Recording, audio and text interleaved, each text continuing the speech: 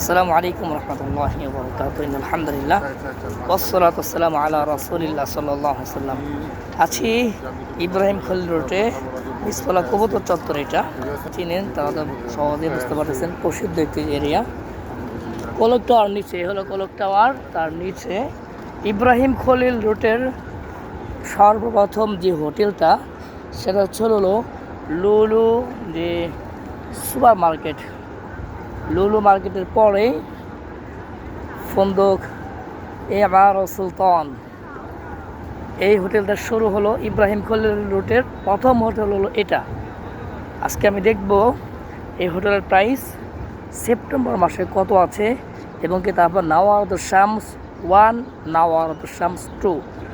গত মাসে এই মাসেই নাওয়ারতুশ শামস বুকিং করেছিলাম এক দিনের জন্য 320 রিয়াল করে।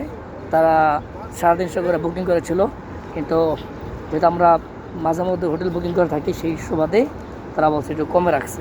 তো এখন দেখব সেপ্টেম্বর মাসের প্রাইসটা কেমন আছে।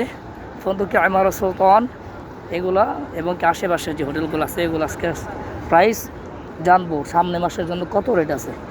আমাদের বাংলাদেশের অনেক ভাইরা আছেন, তারা অল্প বাজেটে আসার পরে তারা মনে করে যে আমাদের হোটেলগুলো আরও অনেক কাছে দিবেন, ভালো মানের হোটেল দিবেন, কিন্তু তাদের টাকার মানটা তারা দেখে না।